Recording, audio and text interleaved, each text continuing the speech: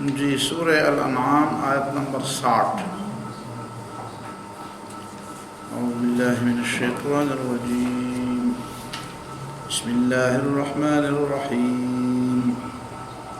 وهو الذی یتوفاکم باللیل ویعلم ما جرحتم بالنہار ثم یبعثکم فیہ لیقضی اجل مسمى ثم إليه مرجعكم ثم ينبئكم بما كنتم تعملون وهو القاهر فوق عباده ويرسل عليكم حفظة حتى إذا جاء أحدكم الموت توفته رسلنا وهم لا يفرطون ثم ردوا إلى الله مولاهم الحق ألا له الحكم وهو أسرع الحاسبين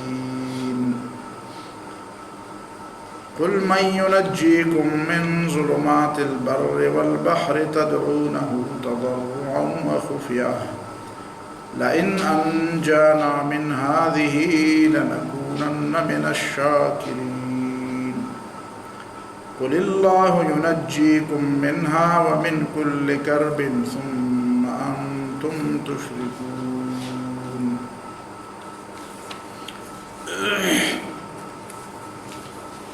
وهو الذي يتوفاكم بالليل، اور اللہ وہ ہے جو تمہیں رات کو اپنے قبضے میں لیتا ہے۔ وَيَعْلَمُ مَا جَرَحْتُمْ بِالنَّهَارِ، اور اسے پتہ ہے کہ جو تم کماتے ہو دن کے وقت یا جو تم کرتے ہو دن کے اوقات میں۔ ثُمَّ يَبْعَثُكُمْ فِيهِ، پھر اللہ تعالیٰ تمہیں دن کے وقت دوبارہ اٹھاتا ہے۔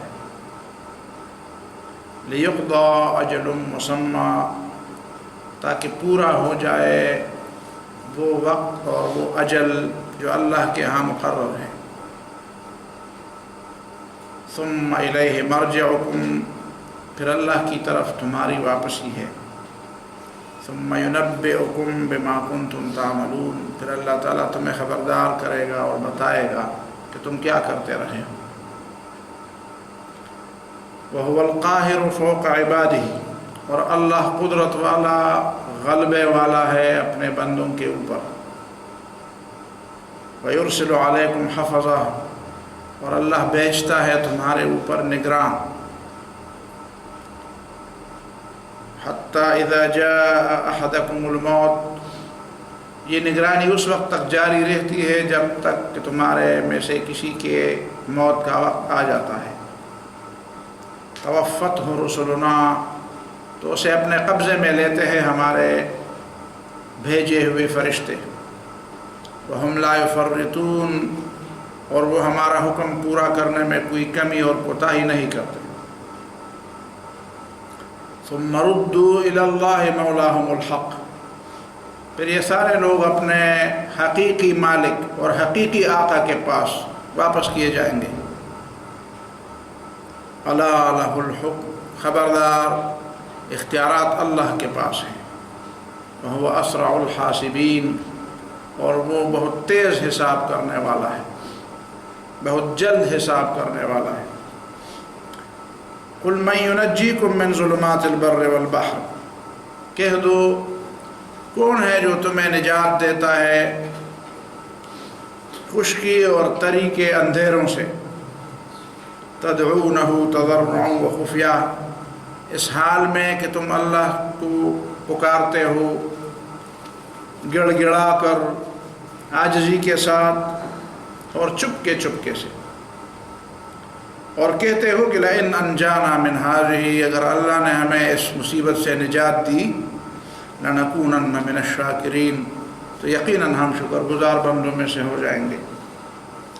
قل اللہ ینجیکم منہا، کہہ دو اللہ ہی ہے جو تمہیں نجات دے گا اس مصیبت سے، ومن کل کرب، اور ہر غم اور علم سے، اور ہر غم اور مصیبت سے۔ ثم انتم تشرکون، لیکن پھر تم شکر کی بجائے شرک کرتے ہو اور وعدہ خلافی کرتے ہو۔ قل هو القادر على ان يبعث عليكم عذابا من فوقكم، کہہ دو اللہ قدرت رکھتا ہے اس بات پر کہ تمہارے اوپر سے کوئی عذاب بھیج دے، آسمان سے کوئی عذاب بھیج دے، اور من تحت ارجلکم، یا تمہارے قدموں اور پاؤں کے نیچے سے کوئی عذاب بھیج دے، او یلبسکم شیعا، یا تمہیں ٹولیوں اور گروہوں اور پارٹیوں میں تقسیم کر دے، وَيُذِيقَ بَعْضَكُمْ بَأْسَ بَعْضٍ، اور تم میں سے کچھ لوگوں کو دوسروں کی قوت کا مزہ اور جنگ کا مزہ چکھا دے۔ انظر کیف نصرف الآیات، دیکھو کیسے بدل انداز میں ہم اپنی آیات کو اور احکام کو اور اپنی نشانیوں کو بیان کرتے ہیں، لعلہم یفقہون، اس لیے کہ شاید یہ لوگ سمجھ جائیں۔ وَكَذَّبَ بِهِ قَوْمُكَ، ان نشانیوں کے باوجود تمہاری قوم نے اس کو جھٹلایا۔ وَهُوَ الْحَقُّ، حال یہ ہے کہ یہ تو حق ہے، سچ ہے۔ قُلْ لَسْتُ عَلَيْكُمْ بِوَكِيلٍ، کہہ دو میں تمہارا کوئی نگران نہیں ہوں، میں تمہارا کوئی داروغہ نہیں ہوں تمہارے اوپر۔ لِكُلِّ نَبَإٍ مُسْتَقَرٌّ، ہر اس خبر کے لیے جو اس قرآن میں دی گئی ہے اس کے واقع ہونے کے لیے ایک وقت مقرر ہے۔ جس بات کے بارے میں اس قرآن میں بتلایا گیا ہے اس کے لیے ایک وقت مقرر ہے۔ وَسَوْفَ تَعْلَمُونَ، اور یقیناً تمہیں پتہ چلے گا کہ یہ جو کچھ ہے یہ سچ ہے اور اللہ کی طرف سے۔ وَهُوَ الَّذِي يَتَوَفَّاكُمْ بِاللَّيْلِ وَيَعْلَمُ مَا جَرَحْتُمْ بِالنَّهَارِ۔ پچھلی آیات میں اللہ تعالیٰ کی اس احکام کا اور اس تعلقات کا بندوں کے ساتھ جو اپنے نیک بندوں کے ساتھ، پیغمبر کے ماننے والوں کے ساتھ جو تعلق تھا اس کے حوالے سے بات کی گئی تھی۔ پہلے یہ بتایا گیا تھا کہ میرے جو نیک بندے ہیں وہ تمہارے سامنے آ جائیں تو ان کو سلام کہہ کر خطاب کریں، اور پھر اسی سلسلے کو آگے بڑھایا گیا۔ پھر اس کے بعد پھر مخالفین کے ساتھ بات کی گئی، لو ان عندی ما تستعجلون به، جو قرآن کے نہ ماننے والے تھے ان کی طرف خطاب کا رخ موڑا گیا۔ میرے پاس وہ چیز ہوتی جو تم چاہتے ہو تو اب کب کا میرے اور آپ کا فیصلہ ہو چکا ہوتا۔ اور پھر اللہ تعالیٰ کی قدرت کا تذکرہ، اب بھی اللہ تعالیٰ ہی کی قدرت کا تذکرہ ہے کہ الذی یتوفاکم باللیل ویعلم ما جرحتم بالنہار۔ دیکھو اللہ کی قدرت میں ہے کہ وہ تمہیں نیند کی حالت میں اپنے قبضے میں لیتا ہے۔ یہ نیند کی حالت بالکل موت کی حالت کے قریب ایک حالت ہے۔ انسان کی سوچ، اس کی فکر، اس کا دماغ، اس کی سوچنے کی صلاحیت، اس کے عمل کی صلاحیت، اس کے سمجھنے کی صلاحیت بالکل موقوف ہو جاتی ہے۔ اور یہ ایک ایسی حالت ہے کہ انسان خود اپنے ارادے میں نہیں رہتا۔ نیند کی حالت میں انسان اپنے ارادے میں نہیں رہتا، نہ اس کا ارادہ ہوتا ہے، نہ وہ اپنے ارادے سے کوئی بات کرتا ہے، نہ وہ اپنے ارادے سے ہاتھ پاؤں ہلاتا ہے۔ اسے پتہ بھی نہیں ہوتا کہ میرا ہاتھ پاؤں کیسے ہے، کس حالت میں ہے، میں کس کروٹ میں ہوں، کتنی کروٹیں میں نے بدل لی ہیں، کتنی سانسیں میں نے لی ہیں، اور میری نیند کے وقت کیا کیا واقعات ہوئے میرے ارد گرد، نہیں معلوم ہوتا۔ اس کا مطلب یہ ہے کہ اللہ تعالیٰ مسلسل 24 گھنٹے میں روزانہ انسان کو یہ احساس دلاتا ہے کہ بندے دیکھو تم ہر وقت ایسے نہیں ہو جس طرح تم دن کے وقت کہ میں جو بولوں وہ بول سکوں، میں جو کہنا چاہوں وہ کہہ سکوں، میں جو کرنا چاہوں وہ کر سکوں۔ یہ دونوں کیفیتیں تمہاری زندگی میں روزانہ آتی ہیں۔ ایک ہی کیفیت بھی کہ تم بالکل بے اختیار ہو جاتے ہو اور تمہیں پتہ ہی نہیں رہتا کہ میں کس حالت اور کس کیفیت میں ہوں۔ یہ حالت اور یہ کیفیت تم پر اللہ تعالیٰ ہی طاری کر دیتا ہے تاکہ تجھے بیدار ہونے کے بعد تجھے پتہ چلا کہ پتہ نہیں کتنی دفعہ کتنا وقت میں سویا ہوں، کب سے سویا ہوں، اب کیا وقت ہے، اور سونے کی حالت میں مجھ پر کیا گزری ہے۔ اور پھر دن کے وقت اللہ تعالیٰ تجھے یہ احساس دیتا ہے کہ دیکھو بندے، تو کچھ کام ایسے ہیں کہ جو اگر تو کرنا چاہتا ہے تو کر لیتا ہے۔ اب ان دونوں کیفیات پر غور کر لو اور اس بات کو سوچو کہ تم اللہ تعالیٰ کی نگرانی میں ہو، تم اللہ تعالیٰ کے اختیار سے باہر نہیں ہو۔ کچھ چیزوں میں تمہیں اختیار دیا گیا ہے، کچھ چیزوں میں تمہیں آزادی دی گئی ہے، لیکن اس آزادی کا مطلب یہ نہیں ہے کہ تم خود مختار ہو، تم بالکل مکمل طور پر آزاد ہو۔ اپنے نیند کی حالت اور بیداری کی حالت دونوں کا تجزیہ کر کے تمہیں یہ بات سمجھنے میں زیادہ دیر نہیں لگے گی، اور اس کے باوجود یہ بھی سمجھو کہ وَيُرْسِلُ عَلَيْكُمْ حَفَظًا، دن کے وقت جو کچھ تم کرتے ہو میں براہ راست بھی دیکھ رہا ہوں، اور میں نے تمہاری نگرانی کے لیے فرشتے بھی مقرر کیے ہیں، اور وہ فرشتے ایسے ہیں کہ میرے حکم سے وہ تمہاری نگرانی کرتے ہیں، تمہارے اعمال کا حساب رکھتے ہیں، تمہاری ہر حرکت اور ہر ادا اور ہر دم اور قدم کا حساب رکھتے ہیں، اور وہ لکھتے ہیں۔ اور جب میں ان کو حکم دوں گا توفت ہو رسولنا، تو وہ فرشتے جو تمہاری حفاظت کے لیے مقرر تھے وہی تمہارے ہاتھ میں ہتھکڑی ڈال کر اور تمہارے گلے میں ہاتھ ڈال کر وہ تمہیں میرے سامنے پیش کرتے ہیں، آ جاؤ۔ بالکل دنیا کی طرح کی، کبھی کسی کے ساتھ ایسا ہوتا ہے کہ پولیس اس کی حفاظت کرتی ہے، اور کبھی اس پولیس کو حکم دیا جاتا ہے کہ صاحب کو پکڑو اور پیش کرو ہمارے سامنے، پھر وہی لوگ اس کو پکڑنے دوڑتے ہیں۔ یہ تینوں باتیں اگر انسان کے ذہن میں ہو کہ اچھا میرے اوپر نگران مقرر ہے، میں نگرانی میں ہوں۔ دنیا میں اگر ہم کسی نقطے پر کوئی چیکنگ پوائنٹ ہو یا کوئی اہم خاص قسم کا علاقہ ہو اور وہاں پہ ایک بورڈ لگا ہوا ہو جس پہ لکھا ہوا ہو کہ کیمرہ آپ کو دیکھ رہا ہے یا کیمرے کی آنکھ آپ کو دیکھ رہی ہے، تو لوگ بالکل سنجیدہ ہو جاتے ہیں، کہیں مجھ سے ایسی کوئی بات سرزد نہ ہو جائے، کہیں میں ادھر ادھر ایسی کوئی حرکت نہ کر لوں، پتہ نہیں کہاں سے کیمرہ، ہم تو کیمرہ نہیں دیکھ رہے ہیں لیکن ہمیں لکھا ہوتا ہے کہ کیمرہ دیکھ رہا ہے، تو وہاں پہ لوگ سنجیدہ ہو جاتے ہیں اور بیدار ہو جاتے ہیں، اپنی حرکت اور اپنے اعمال کا تجزیہ کرتے ہیں، کوئی ایسا کام نہ کر سکوں۔ یہاں پہ ہمیں بتایا گیا ہے کہ 24 گھنٹے ہر وقت پیدائش سے لے کر مرتے دم تک تم نگرانی میں ہو، براہ راست نگرانی میں بھی، اور تمہارے ارد گرد اگر ہمیں بتایا جاتا ہے کہ بھئی یہاں تو حکومت نے بڑی پولیس بھیجی ہے، اس مجلس میں یار ایک آدمی آیا ہے وہ شاید حکومت کا نگران ہے، تو ہم کہیں گے یار بھئی وہ کون ہوگا؟ تو ہر آدمی یار ایسی کوئی بات نہ ہو جائے کہ کل وہ ہمارے خلاف پیش کی جائے۔ لیکن یہاں پہ تو ہمیں بتایا گیا ہے کہ ہر وقت تمہارے پاس اللہ تعالیٰ کے بھیجے ہوئے فرشتے ہیں، تم ان کو دیکھ نہیں پا رہے، تم ان کی حرکتیں، ان کا آنا جانا تمہارے علم میں نہیں، اور وہ تمہاری وہ چیزیں جانتے ہیں جو تمہیں پتہ بھی نہیں، وَنَكْتُبُ مَا قَدَّمُوا وَآثَارَهُمْ، تمہارے صرف اعمال نہیں، تمہارے اعمال کے نتائج جو کچھ ہیں وہ بھی لکھتے ہیں، وہ بھی لکھے جاتے ہیں۔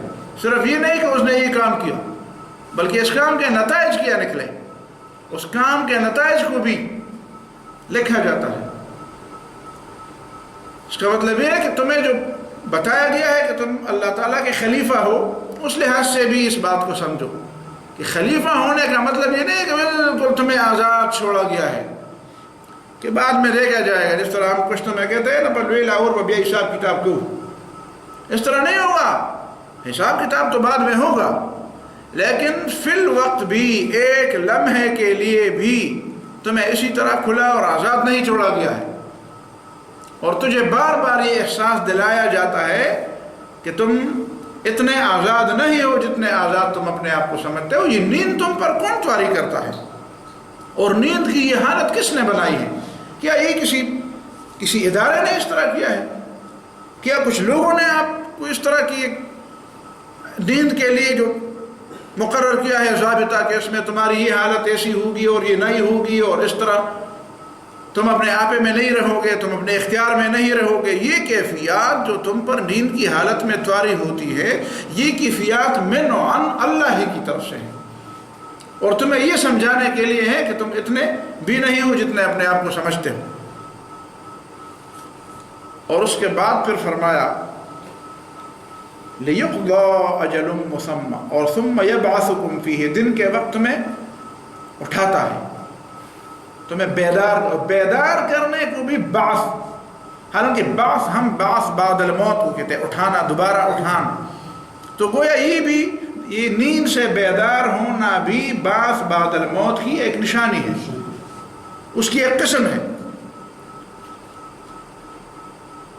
اور لِيُقْضَى أَجَلٌ مُّسَمًّى، تم کیا سمجھتے ہو کہ یہ بس دنیا کا طریقہ یہ ہے کہ کوئی اٹھتا ہے، کوئی بیٹھتا ہے، کوئی سوتا ہے، کبھی جاگتا ہے، انسان کبھی سوتا ہے کبھی جاگتا ہے. نہیں، لِيُقْضَى أَجَلٌ مُّسَمًّى، یہ اٹھنا، جاگنا، یہ سونا اور بیدار ہونا یہ دراصل اس لیے ہے تاکہ وہ وقت جو اللہ کے ہاں مقرر ہے وہ پورا ہو جائے، وہ اسی طرح پورا ہو جاتا ہے. یہ دن رات اسی طرح گزرتے ہیں، یہ اوقات اسی طرح گزرتے ہیں، اور اسی سے وہ اجل اور وہ مدت پوری ہو جاتی ہے جو اللہ تعالیٰ نے کسی انسان کے لیے لکھی ہوتی ہے. ہر انسان کے لیے الگ الگ مدت اللہ تعالیٰ نے لکھی ہے.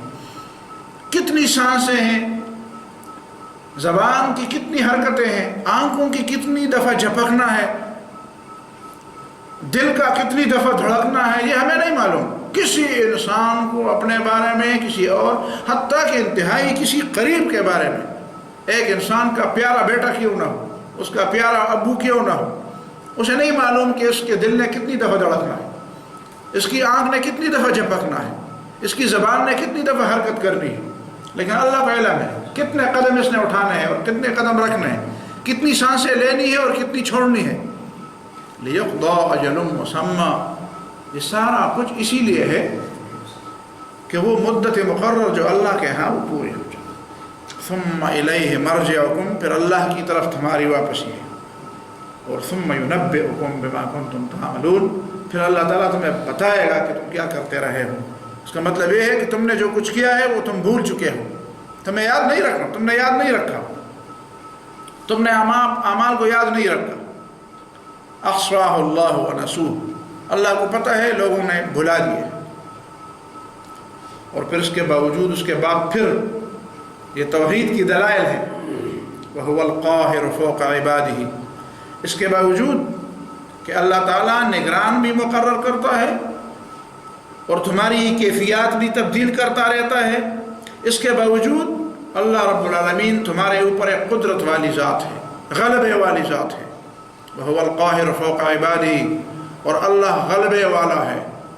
قہر کا معنی غصہ نہیں ہے، وَهُوَ الْقَاهِرُ فَوْقَ عِبَادِهِ کا معنی یہ نہیں کہ اللہ تعالیٰ بندوں پہ غصے ہوتے ہیں. وَهُوَ الْقَاهِرُ فَوْقَ عِبَادِهِ، اللہ غلبے والا ہے. قہر کا معنی ہے جو وہ کام اپنی قوت کی بنیاد پر کر سکے، کوئی چاہے یا نہ چاہے، اور لوگوں کو اور دوسرے لوگوں کو یہ احساس دے کہ تمہارے پاس نہیں ہے قوت، قوت میرے پاس ہے. بس یہ دو باتیں، قوت کا اظہار اور اگلے کو اپنی قوت کا احساس دلانا، یہ اس قہر میں شامل ہے. بس یہ بات ہے.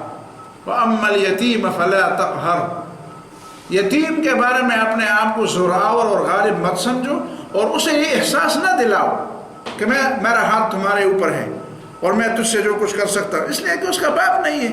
اسے تمہیں یہ احساس دلاتے ہو، اسے اس احساس دلانے کی ضرورت کیا ہے؟ وہ خود ہی احساس کرتا ہے کہ میں یتیم ہوں. اب بار بار اس کو یہ احساس مت دلاؤ، اسے یہ احساس دلاؤ کہ نہیں، تمہارے ہاتھ پر میرے ہاتھ کا سایہ ہے. اسے اپنائیت کا احساس دلاؤ، اسے اپنی قوت کا احساس نہ دلاؤ، اسے اپنی کمزوری کا احساس، اس کی کمزوری اور اپنی قوت کا احساس نہ دلاؤ، اسے اپنی ہمدردی کا احساس دلاؤ. وَهُوَ الْقَاهِرُ فَوْقَ عِبَادِهِ وَيُرْسِلُ عَلَيْكُمْ حَفَظًا، اللہ کی شان ہے کہ اللہ تعالیٰ اپنے بندوں کے اوپر غلبہ رکھنے والا ہے. وَيُرْسِلُ عَلَيْكُمْ حَفَظًا، اور تمہارے اوپر اللہ تعالیٰ نگران بھی بھیجتا رہتا ہے. ہماری نگرانی کے لیے کتنے فرشتے تبدیل ہوتے رہتے ہیں، صبح اور شام، کتنے لوگ آتے ہیں پھر جاتے ہیں، کس وقت آتے ہیں کس وقت جاتے ہیں، صبح کے وقت، شام کے وقت، جب آتے ہیں جب جاتے ہیں تو دوسرا ریکارڈ اس کے حوالے کرتے ہیں، یہ اس کے یہ کام ہے، یہ اس کا رجسٹر ہے. یہ اس کا نام اعمال ہے، یہ لے لو، اس کے بعد تمہاری ذمہ داری ہے۔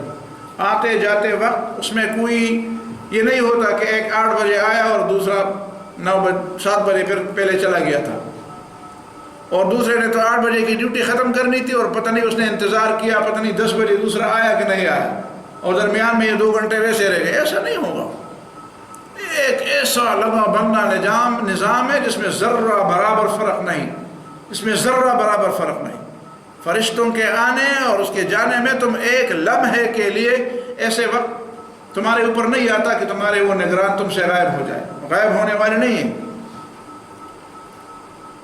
حتی اذا جاء احدکم الموت توفته رسلنا، اور یہ نگرانی اس وقت تک جاری رہتی ہے کہ جب ہمارے فرشتے روح قبض کرنے کے لیے اس کے پاس آتے ہیں۔ وَهُمْ لَا يُفَرِّطُونَ، اور پھر وہ تقصیر نہیں کرتے، کوتاہی نہیں کرتے، کمی نہیں کرتے کہ ہم کہیں کہ اس سے روح لے لو اور وہ آ کر کہتے ہیں کہ چلو آیا کہ آدھا گھنٹہ گپ شپ کر لیں گے پھر اس کے بعد روح لے لیں گے۔ نہیں، اس طرح نہیں ہوگا۔ بس جس وقت روح قبض کرنے کی بات کا حکم ہو جاتا ہے اسی طریقے اسی وقت وہ اپنا کام کر دیتے ہیں، وہ اپنا کام کر دیتے ہیں۔ کبھی کبھی حکومت کسی کام کے لیے پولیس بھیجتی ہے، وہ دوسروں کو تماشے دیکھتی ہے، پھر اس کے بعد رپورٹ دیتے ہیں کہ جی بس وہ کام ہو گیا، ان کا کام بھی ہو گیا اور دوسروں کا کام بھی ہو گیا۔ ایسا نہیں ہوگا۔ ثم ردوا الی اللہ مولاہم الحق، اس پورے پروسیس سے اور اس پورے طریقہ کار سے گزر کر، اس عمل اور اس کردار سے گزار کر تمہیں حقیقت میں اپنے حقیقی آقا کے پاس جانا ہے۔ ثم ردوا الی اللہ مولاہم الحق، پھر ان کو واپس کیا جائے گا اس آقا کی طرف، اس مالک کی طرف جو حقیقی مالک و مولا ہے۔ بس دنیا میں یہ بات آسان ہے کہ ایک آدمی یہ بات سمجھے کہ میرا حقیقی مولا اللہ ہے اور مجھے اس کے پاس جانا ہے، وہ مجھ سے باس پرس کرے گا۔ باقی کسی سے ڈرنے کی کیا ضرورت ہے، باقی کسی کی بندگی کی کیا ضرورت ہے، وہ فائدہ کیا ہے جب میں نے اس کے پاس جانا نہیں، جب اس نے مجھ سے پوچھنا نہیں، جب وہ میرا حقیقی مالک ہی نہیں۔ اگر ہے تو مالک بنا پھرتا ہے تو جھوٹا ہے۔ تو حقیقی مالک کے پاس مجھے بہرحال واپس جانا ہے، اور حقیقی مالک ہی کے پاس جانے کی مجھے فکر کرنی چاہیے۔ اس کے بعد پھر فرمایا جاتا ہے الا لہ الحکم، پتہ چلا یہ تکوینی توحید حقیقت میں تشریعی توحید کے لیے دلیل ہے۔ یہ سارے اختیارات اللہ کے پاس ہے، تو حاکمیت کا اختیار پھر کس کے پاس ہے؟ اگر یہ سب کچھ کرنے والا، اگر نیند کا غلبہ لانے والا، پھر بیدار کرنے والا، پھر فرشتے بھیجنے والا، پھر نگرانی کرنے والا، پھر موت دینے والا، پھر اللہ کے سامنے جو حقیقی مالک ہے پیش کرنے والا، یہ سارا کام تو اللہ تعالیٰ کرتا ہے اور یہ اس کے اختیار میں ہے، تو پھر حاکمیت کس کی ہونی چاہیے؟ پھر اختیار کس کا ہونا چاہیے؟ پھر بات کس کی ماننی چاہیے؟ الا لہ الحکم، خبردار فیصلے کا اختیار اللہ کے پاس ہے۔ لوگ کہتے ہیں مکی صورتوں میں حاکمیت کی بات نہیں ہے، کون سی مکی صورتیں پڑھتے ہیں؟ یہ مکی صورت ہے نا، سورۃ انعام مکی صورت ہے۔ حاکمیت کی بات، یہ تو عقیدے کی بات ہے، اور یہ میں اس لیے بار بار آپ کو کہتا ہوں کہ میں نے مکی آیات اور مکی صورتوں کا انتخاب اس لیے کیا کہ لوگوں کو پتہ چل جائے کہ جو غلط فہمیاں دنیا میں پھیلائی جاتی ہیں، جی مکے میں یہ بات نہیں تھی، مکے میں صرف یہ بات تھی کہ جو چیزیں اختیار کی متقاضی تھی، ابھی وہ عملی طور پر اللہ تعالیٰ نے نبی صلی اللہ علیہ وسلم کی ذمہ داری نہیں لگائی تھی، عملی طور پر کہ اب یہ کر لو، اب یہ ہونا چاہیے، بس یہ فرق ہے۔ اس لیے کہ اس ہونے کے لیے جو بنیادی ضروریات تھی وہ ابھی ہاتھ نہیں آئی تھی، جو بنیادی اس کے مقدمات تھے، جو اس کے لوازم تھے، وہ ابھی ہاتھ نہیں آئے تھے۔ ورنہ عقیدے کے لحاظ سے، فکر کے لحاظ سے اور اسلام کے مکمل ضابط حیات کے سمجھنے سمجھانے کے لحاظ سے تو ساری چیزیں واضح بھی ہیں۔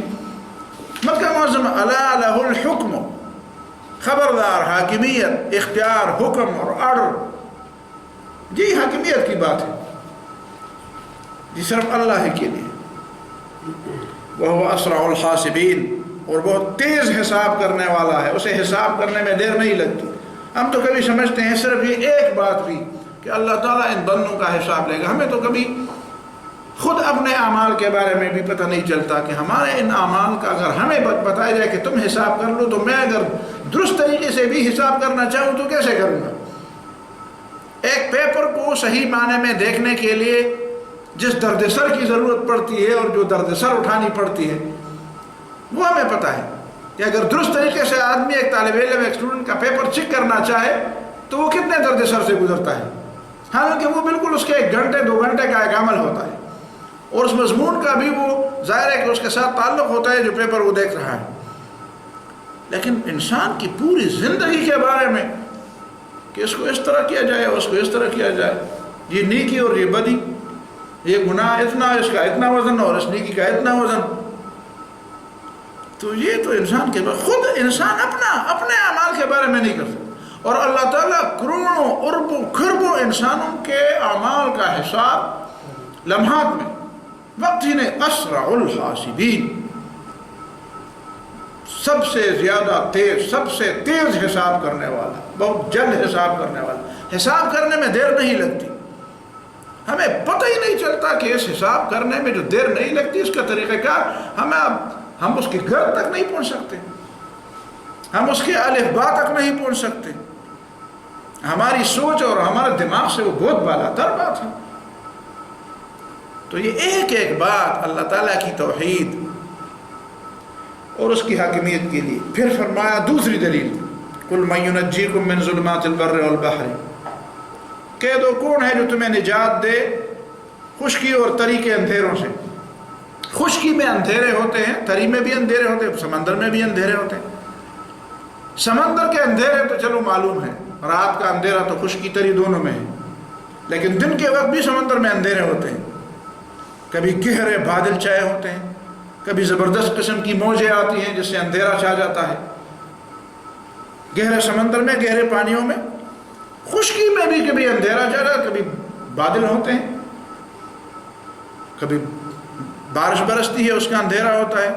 لیکن اندھیرا صرف اس اندھیرے کو نہیں کہتے جو رات کے وقت چھایا رہتا ہے، اندھیرا اس کو بھی کہتے ہیں مثلا کہ خطرہ ہے، کھلا دن ہے، بالکل روشنی اور دن نکلا ہوا ہے، سورج نکلا ہوا ہے، پھر بھی ایک انسان اس کے اوسان خطا ہے، کہاں جاؤں، راستہ بھٹک گیا ہے، تو گویا وہ اندھیرے میں ہے.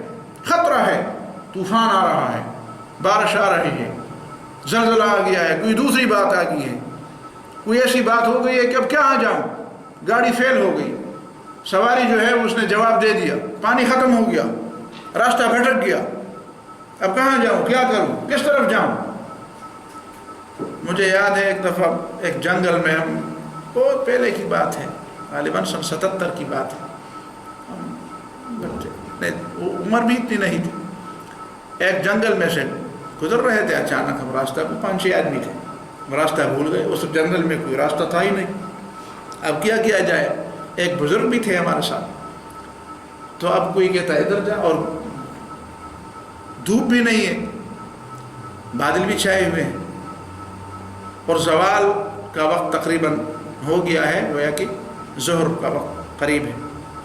اب حیران ہے، راستہ بھٹک جائیں تو رات ہے، جنگل میں کہاں پھریں.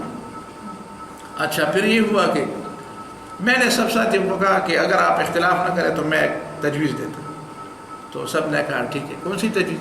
میں نے کہا دیکھتے ہیں اللہ تعالیٰ کوئی پرندہ بھیج دے گا، اور پرندہ جس طرف سے بھی آیا اور جس طرف اس پرندے کا رخ ہو، ہم اس پرندے کے رخ پہ جائیں گے تو شاید ہمیں راستہ مل جائے جہاں پہ ہم جانا چاہتے ہیں. تو جب یہ بات ہوئی تو سب نے کہا ٹھیک ہے. بس دیکھا ہم نے، آپ اچانک ہم نے اوپر دیکھا تو آسمان میں کوا نظر آیا اور بالکل ہمارے سر سے قریب گزرتے ہوئے ایک طرف چل پڑا. میں نے کہا ساتھیوں کو آئے اس طرف کا. 1-2 ساتھیوں نے اختلاف کیا، بس یہ ضروری ہے کہ تمہاری دعا قبول ہو گئی ہو. میں نے کہا یار اختلاف نہ کریں خدا کے لیے، بس آئے، آپ بھی جاتے ہیں میں بھی ہوں نا. میں تو صرف یہ نہیں کہ میں آپ کو کہتا ہوں کہ جائیں اور میں خود نہیں جا رہا، جو مصیبت ہوگی مجھ پر بھی آئے گی، بس اللہ کا نام لے کر. آپ یقین جانیے کہ ہم نے تقریباً گھنٹہ سفر کیا تو ہمیں گاؤں کے آثار نظر آئے، اور جب ہم نے پوچھا بہن ہی وہی گاؤں تھا جس کا نام ہمیں بتایا گیا تھا کہ اس گاؤں میں جانا ہے، اور پہنچ گئے. سمجھ میں آتی ہے تو کبھی یہ بھی ایک خطرہ ہوتا ہے، یہ بھی اندھیرا ہوتا ہے، اندھیرا ہوتا ہے، کہاں جائیں، کس طرف جائیں، خطرہ ہے۔ اور پھر اللہ تعالیٰ سے دعائیں مانگتے ہیں، اللہ تعالیٰ ان انجانا من هذه لنکونن من الشاکرین۔ اور حقیقت یہ ہے کہ انسان بڑا ناشکر ہے، انسان ہی دغاباز ہے، انسان ہی بے وفا ہے۔ میں نے شاید آپ کے سامنے وہ قصہ سنایا ہوگا کہ اسی کے قریب زمانے کی بات ہے، آئی کوئی 20-25 سال پہلے کی بات ہے، مر ہی گئے تھے، اور وہ چھوٹا سا ڈبہ جو سوزوکی ڈبہ ہوتا ہے وہ ہمارے پاس تھا۔ بعد 2-3 دن گزار کر ہم بس واپس ہونے لگے کہ جنگل میں ژالہ باری شروع ہوئی، ژالہ باری، اور ایسی ژالہ باری ہوئی کہ گاڑیاں تو رک ہی گئی۔ اب خطرہ یہ تھا کہ اگر اس طرح کی جاری رہی تو اس کا مطلب یہ ہے کہ ہم تو مر جائیں گے، جنگل ہے۔ اور پھر تقریباً ہمیں نظر آیا کہ ہم یہاں پہ مر رہے ہیں، اگر اللہ تعالیٰ نے کوئی خصوصی مدد نہیں کی اور یہ صورتحال رہی تو اس کا مطلب یہ ہے کہ ہمارا کوئی پرسان حال نہیں ہوگا، لوگوں کو پتہ چلے گا تو ہم پتہ نہیں کسی اور دنیا میں ہوں گے۔ اچھا، میں نے ساتھیوں کو کہا دیکھو بھائی، وہ اصحاب الغار والا واقعہ ہو گیا، یاد ہے سب کو، وہ تو یاد تھا سب کو، اصحاب الغار والا واقعہ ہو گیا۔ اب خاموش رہو، اور جس نے بھی کوئی نیکی کی ہو اللہ کی رضا کے لیے کی ہو وہ اللہ کے سامنے پیش کرے تاکہ اللہ تعالیٰ ہمیں اس مصیبت سے نجات دے۔ میں نے کہا کہ خاموش ہو گئے، اب سب خاموش ہو گئے۔ آپ یقین جانیے جب وہ کیفیت ختم ہوئی، پھر ژالہ باری رک گئی، میں نیچے اترا اور میں نے اس طرح ہاتھ لگایا تو جو پانی وہاں سے گزر رہا تھا ندی نالیوں سے، اس نے جو کاٹ ڈالی تھی، اس میں جو کٹائی کی تھی اس کے میرے ساتھ میں نے اس طرح ہاتھ لگایا تو اتنی ژالہ باری ہو گئی تھی، ایک بالشت۔ بہرحال پھر کرتے کرتے گھنٹہ 2 گھنٹہ بعد ہمیں راستہ مل گیا، دوسری گاڑیاں بھی آ گئی۔ پھر میں نے ساتھیوں سے پوچھا، میں نے کہا آپ میں سے کسی نے دعا کی تھی؟ تو کچھ ساتھیوں نے تو کہا کہ ہاں ہم نے دعا کی تھی۔ انہوں نے مجھ سے پوچھا، میں نے کہا میں نے کوئی دعا نہیں کی تھی۔ حقیقت یہ ہے کہ میں نے کوئی دعا نہیں کی تھی، اس لیے کہ میں اس وقت، حالانکہ اس مصیبت کے وقت آدمی سمجھتا ہے دعا تو ہونی چاہیے نا، لیکن میں جس بھی عمل کو پیش کرنا چاہتا تھا اس میں مجھے خامی نظر آتی تھی، جس بھی عمل کو میں پیش کرنا چاہتا تھا اس میں مجھے خامی نظر آتی تھی، تو میں نے کوئی عمل بھی پیش نہیں کیا، کوئی عمل میں نے پیش نہیں کیا۔ پھر اس کے بعد میں نے سوچا کہ یار تمہاری یہ حالت ہے کہ تم خود اپنے ساتھ حساب کر کے تم صرف دنیا کی ایک ژالہ باری سے نہیں بچ سکتے ہو، اور تم خود سمجھتے ہو کہ یہ عمل یہ نہیں ہے کہ تم اس چھوٹی سی مصیبت سے بچ جاؤ، تو کس بل بوتے پر؟ ہاں، وہ حافظ الپوری کا شعر ہے نا، جنت جوڑ سویرے پاکان و متقیان، ہاں جنت جوڑ سویرے پاکان و متقیان لرا حافظ تابا پکم خوی اغا نعم تپریدی، تابا پکم خوی اغا نعمتون تپریدی، تاکہ شدی۔ اس کے بعد میں نے سوچا کہ میں کوئی ایسا عمل کر لوں گا کہ کم از کم ایسے وقت میں تو کام آ جائے، اگر آپ آج مجھ سے پوچھے تو شاید مجھے آج بھی نظر نہ آئے۔ سمجھ میں آتی ہے بات؟ تو انسان تو ہے نا شکرانہ، اللہ تعالیٰ ہمیں توفیق تو دے نہیں کی جائے۔ اچھا، قل من ینجیکم من ظلمات البر والبحر، کہہ دو وہ کون ہے جو تمہیں نجات دیتا ہے خشکی اور تری کے اندھیروں سے، اور تمہاری حالت یہ ہوتی ہے اس وقت تدعونہ کہ تم اللہ سے دعائیں مانگتے ہو، تضرعا و خفیہ، انتہائی گڑ گڑا کر، انتہائی عاجزی سے، اور انتہائی چپکے چپکے سے، یا اللہ میرا وہ گناہ معاف فرما، یا اللہ میں نے وہ گناہ کیا ہے، میں نے وہ غلطی کی ہے، وہ غلطی معاف فرما اور ہمیں اس مصیبت سے نجات عطا فرما۔ تضرعا، بالکل ایسی حالت میں کہ نچوڑتے رہے ہو اپنے آپ کو، انتہائی گڑ گڑا کر اپنے آپ کو نچوڑتے رہتے ہو کہ جو کچھ زور اور قوت تمہارے اندر ہے وہ سب بروکار لے آؤ۔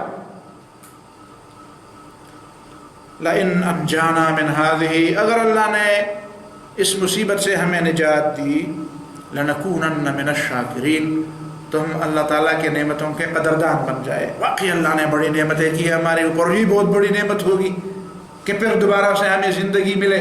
لَنَكُونَنَّ مِنَ الشَّاكِرِينَ، ہم اللہ تعالیٰ کی نعمتوں کی قدر کریں گے، شکر گزار بندے بن جائیں، ناشکر نہیں بنیں گے، ناشکری چھوڑ دیں گے۔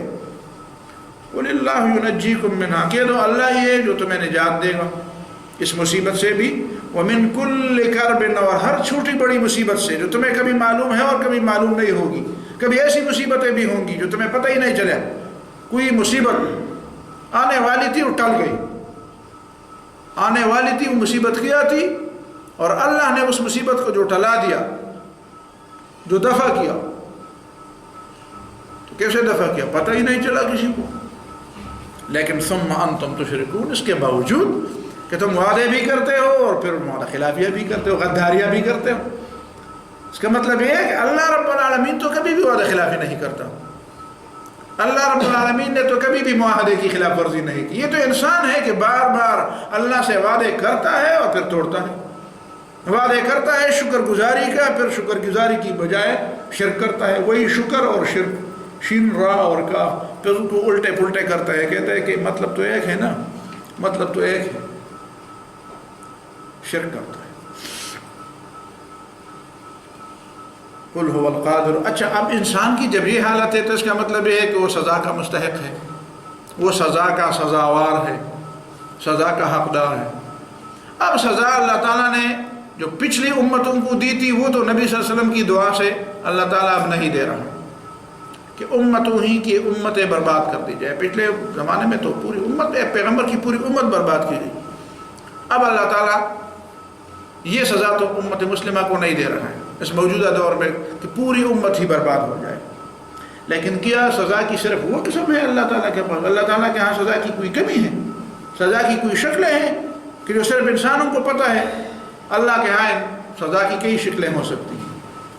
تو اس کا بیان قل هو القادر علی ان یبعث علیکم عذابا من فوقکم، کہہ دو اللہ تعالیٰ اس پر بھی قدرت رکھتا ہے کہ اوپر سے تمہارے اوپر عذاب ہے. لیکن اوپر سے کوئی عذاب آتا ہے تو انسان کے بس سے بات باہر ہو جاتی ہے. کیا کوئی میزائل اس عذاب کو ٹلا سکتا ہے؟ کیا کوئی جہاز، کوئی سائنس، کوئی ٹیکنالوجی، کوئی قوت، کوئی عقل، کوئی دماغ، کوئی صلاحیت، اہلیت، علم، کوئی بڑی ڈگری، کوئی بڑا عہدہ اس عذاب کو ٹال سکتا ہے جو اوپر یا زمین کے قدموں کے نیچے سے جو عذاب آ رہا ہوتا ہے؟ ایسی ہے کوئی طاقت، ایسی ہے کوئی قوت، ایسی ہے کوئی قابلیت کہ اس عذاب کو ٹال دے؟ او من تحت ارجلکم، یا تمہارے قدموں کے نیچے سے جو زلزلہ آ جائے تو ہے کوئی قوت؟ سائنس کوئی سائنٹسٹ ایسا ہے نیوٹن کو، ہاں، اور پتہ نہیں کس کس کو اٹھاؤ، افلاطون کی اٹھاؤ تو کہ زلزلے وغیرہ مت آؤ، زلزلہ سونامی مت آؤ، طوفان مت آؤ، آندھی مت آؤ، زلزلے تم مت آؤ. ہے کوئی جو اس کو حکم دے؟ لیکن ایک بات اور بھی ہے، وہ کیا ہے؟ او یلبسکم شیعا، یا تمہیں اللہ تعالیٰ گروہوں میں تقسیم کر دے، پارٹیوں میں تقسیم کر دے، اور پارٹیوں اور گروہوں کی بنیاد پر تم ایک دوسرے سے لڑ پڑو. گروہیں اور پارٹیاں ایسی جو لڑ پڑتی ہیں وہ کیوں ہوتی ہے؟ وہ جب توحید اور اسلام کا دامن چھوڑ دیتی ہے تو پھر اس طرح ہوتا ہے. پھر آپ سوچیں، غور کریں، یہ اسلام ہے جس کے دامن میں آپ اس سے بچ سکتے ہیں. اور اگر مسلمان ہوتے ہوئے بھی اس کو چھوڑ دے تو شاید خود مسلمان ہوتے ہوئے بھی اس میں مبتلا ہو جائے. مسلمان ہوتے ہوئے بھی مسلمان آپس میں ایک دوسرے کے گلے کاٹتے ہیں تو یہ اللہ تعالیٰ کا عذاب ہی ہے. اور پھر وہ تو یقیناً عذاب ہے کہ کسی مذہبی مسئلے پر جھگڑے ہوں، کسی فرعی مسئلے پر جھگڑے ہوں، لسانی گروہ بنے اور ان کی بنیاد پر ایک دوسرے سے لڑائی جھگڑے ہوں، نسلی گروہ بنے اور ان کے بنیاد پر لوگوں کے جھگڑے ہوں، طبقاتی گروہ بنے اور طبقے کی بنیاد پر ایک دوسرے سے جھگڑے ہوں. تو گروہیں بننے کے لیے مواد تو بے شمار ہے. جب اسلام کا دامن چھوڑ دیا جاتا ہے تو پھر تو بے شمار پگڈنڈیاں ہے، پگڈنڈیوں کی تو پھر شمار ہی نہیں ہے. اور اس کی بنیاد پر پھر آپ اتنے ایکسٹریم میں اور اتنے انتہا میں ایک دوسرے کے خلاف چلے جائیں کہ ایک دوسرے کے گلے کاٹتے رہیں تو یہ اللہ تعالیٰ کا عذاب ہے. وَيُذِيقَ بَعْضَكُمْ بَعْضَ بَعْضٍ، اور تم میں کچھ لوگوں کو دوسرے لوگوں کی جنگ کا مزہ چکھا دے. انظر کیف نصرف الآیات، دیکھو کیسے بدل بدل کر بیان کرتے ہیں ہم اپنی آیات کو سمجھانے کے لیے، کیسے ہم طریقے اور انداز بدل بدل کر مختلف طریقوں سے ہم دلائل بھی دیتے ہیں، نشانیاں بھی دیتے ہیں، ڈراتے بھی ہیں، سمجھاتے بھی ہیں، اور دلوں کو نرماتے بھی ہیں، گرماتے بھی ہیں، اور مختلف مختلف پیرایوں سے انسان کو سمجھانے کے لیے وہ کون کون سے طریقے ہیں جو ہم نے اختیار نہیں کیے، اور اس کے باوجود یہ بھی دیکھو کہ یہ ان کی سمجھانے کے لیے ہے، لعلہم یفقہون، تاکہ لوگ سمجھیں. اور پھر نتیجہ بھی دیکھو کہ کتنے لوگ ہیں جو اپنے آپ کو سمجھانا چاہتے ہیں، کتنے لوگ ہیں جو اس سے سمجھ لیتے ہیں اور فائدہ اٹھاتے ہیں. اس کے باوجود وَكَذَّبَ بِهِ قَوْمُكَ وَهُوَ الْحَقُّ، تمہاری قوم، جس قوم کے تم فرد ہو، جو تم کو اپنا سمجھتے ہیں، تمہاری زندگی جن کے سامنے گزری اور تمہیں جانتے بھی ہیں اور تمہاری باتیں بھی سمجھتے ہیں، اسی قوم نے تمہاری تکذیب کی، اور اسی قوم نے ان آیات کی اور قرآن کی تکذیب کی. وَهُوَ الْحَقُّ، حالانکہ یہ حق ہے اور سچا ہے. قُلْ لَسْتُ عَلَيْكُمْ بِوَكِيلٍ، کہہ دو مجھے نگران بنا کر اور داروغہ بنا کر نہیں بھیجا گیا ہے، میں تمہارے اوپر کوئی داروغہ نہیں ہوں کہ جو نہ مانے میں اس کو سزا دوں. نہ مانے تو نہ مانے. لِكُلِّ نَبَإٍ مُسْتَقَرٌّ، لیکن یہ جان لے کہ جو کچھ اللہ کے رسول کی زبان سے نکلتا ہے اور جو اللہ تعالیٰ نے جس باتوں کی خبر دی ہے کہ ایسا ہوگا، تو ٹھیک ہے اس میں دیر لگے گی لیکن ہوگا ضرور. اس لیے اللہ تعالیٰ نے قیامت کے لیے کوئی تاریخ مقرر کر کے بتا نہیں دی ہے کہ لوگوں فلان صدی کی فلان تاریخ کو قیامت آئے گی، لیکن یہ بتایا کہ آئے گی. ایک وقت آئے گا کہ قیامت آئے گی، ایک وقت آئے گا کہ بعد الموت ہوگی، موت کے بعد زندگی ہوگی، ایک وقت آئے گا کہ اعمال کا حساب ہوگا، ایک وقت آئے گا کہ جنت اور جہنم والے الگ الگ کیے جائیں گے. لِكُلِّ نَبَإٍ مُسْتَقَرٌّ، ہر خبر کے لیے اس کی سچائی کا ایک وقت مقرر ہے. ہر خبر کے لیے جو اللہ اور رسول نے دی ہے اس کے آنے کا ایک وقت مقرر ہے، جس وقت پر وہ خبر صادق ہوگی. وَسَوْفَ تَعْلَمُونَ، اور یقیناً بہت کم وقت میں، بہت جلدی ہی تم سمجھ جاؤ گے. اتنی جلدی مت مچاؤ، اب آنکھیں بند ہو جائیں گی تو پتہ چلے گا کہ پیغمبر نے جو کچھ کہا تھا وہ ٹھیک تھا کہ نہیں تھا. صلی اللہ علیہ وسلم.